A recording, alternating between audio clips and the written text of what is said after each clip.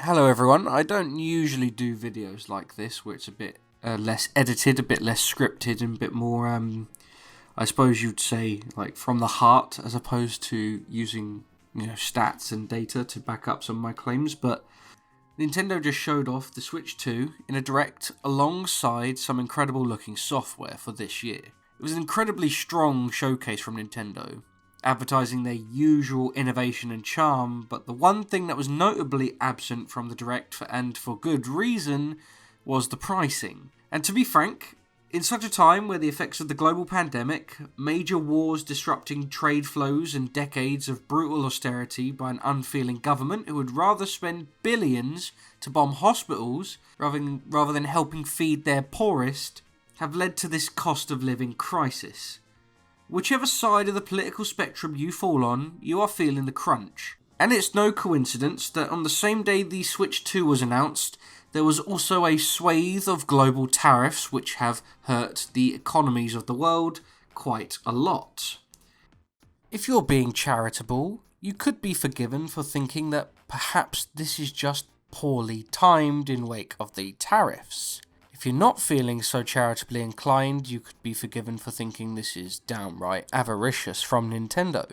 Nintendo typically creates cheap consoles using old hardware in order to sell them at a much cheaper price, and they make more of the profits from their software sales. But at the prices coming out of the Direct, it's difficult to even think this is the case still. It's not just the price of the console itself, which is 41% higher than the Switch's launch price. It's also that the games are now unfortunately going towards this magical £70 price barrier. Physical copies are way more expensive, and there is still this AAA upmark as we see with the price of Mario Kart World, coming in at £67 for the digital copy and £75 for the physical copy.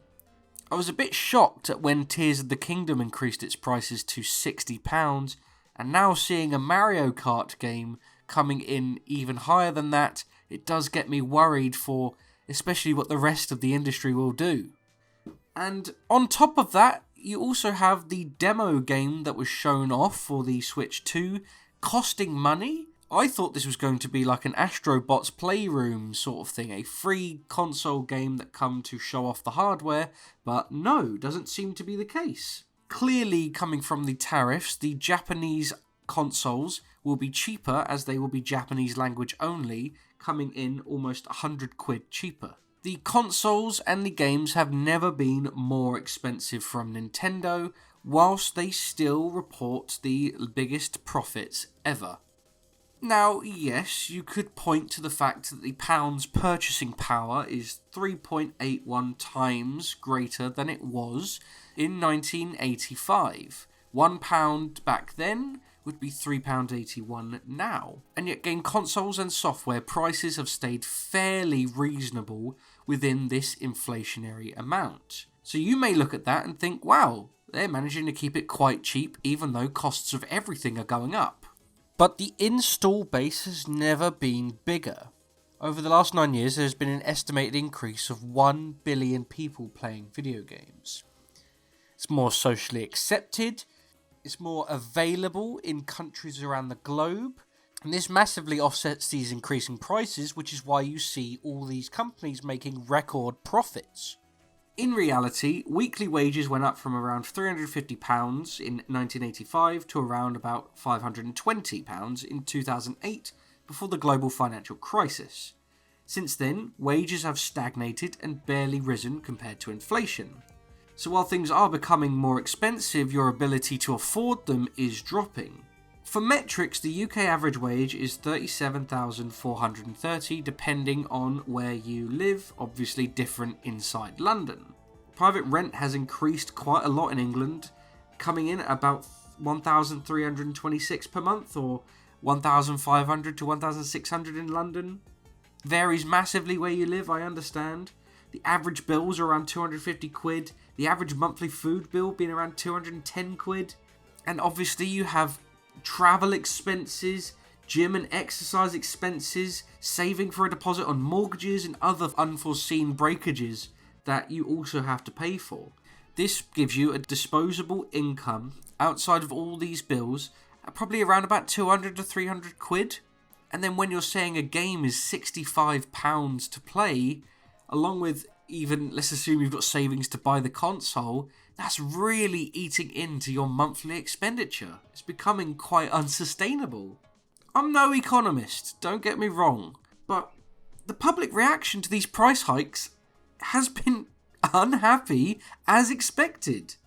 Now, what I'm getting at here is that games have always been expensive, but there was always an unseen expense.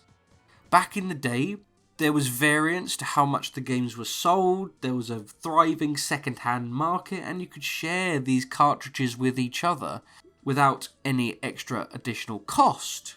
And nowadays, you see games having parts of their design changed so that they could implement them again with DLC later. You have microtransactions and in-game purchases baked into the cost of the game. Look at how much freemium games rake in profits every year. It's absurd. And there are reports that GTA 6 may be the first £80 to £90 game, and this, with Nintendo's price hikes, will open the floodgates to other AAA publishers who are far greedier than Nintendo and will certainly capitalise on the public's and the consumers' economic woes. Now, yes, budgets have ballooned. Even though it's difficult to get exact figures, Mario Odyssey is estimated to be around 50 to 100 million to develop, which comes from software licenses, wages for the workers, marketing and other company expenses. Estimated, let's say, there's around about 310 people who had a hand in developing the game over the course of 3 years. That is, the average wage for a Japanese game developer is around £66,000, so assuming the 310 staff work around 3 years on the game, which would then be £61 million. Then half of that for marketing and a conservative estimate of around £10 million for extra costs, like software licenses, renting the studios, motion capture, etc, etc. This would come to a budget of around 100 million, which is within this expected range. I could be completely wrong, who knows.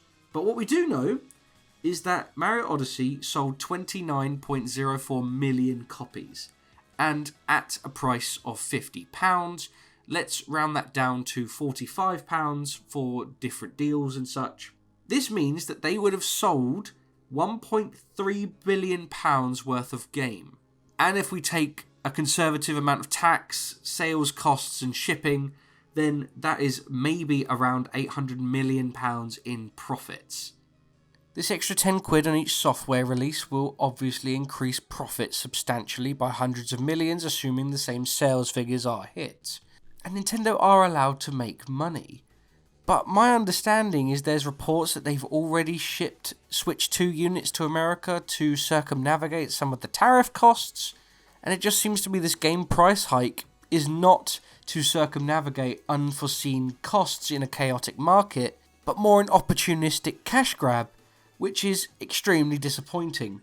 And considering I think Nintendo are one of the best companies out there for workers' rights, workers' pay, and for trying to actually make things cheaper for people to use, this paints a very bleak landscape for the other developers out there who simply don't share any of that sentimentality.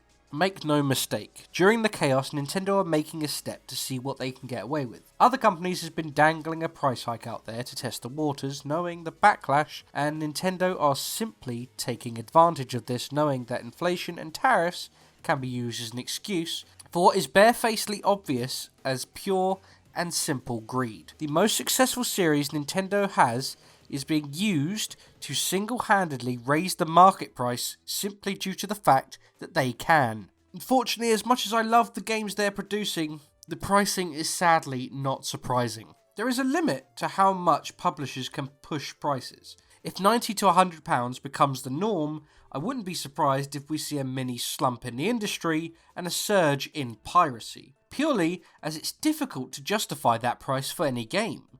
Reading an article on IGN, there is a great quote from Dr. Serkan Toto, which sums up the situation. The hardware price will be acceptable for most consumers. Games rising to $70 or $80 is a much, much harder sell, especially for a chunk of Nintendo's target audience, which is very true. I look at the target audience, your mainstream family, your 7-year-old child who wants to play the new Mario Kart, but whom their parental figure will have to choose between disappointing their child or not having food on the table. I hate to leave on such a sad note, but unfortunately that's where it is right now. There won't be a price reduction in any way unless there is a Wii U style flop. They are seeing what they can get away with, and I fear that they will be able to get away with this, simply because their developers are so talented in making very fun games. But to quote a legend themselves, "Hey man, I love video games too, but sometimes you gotta save your coins for more important stuff."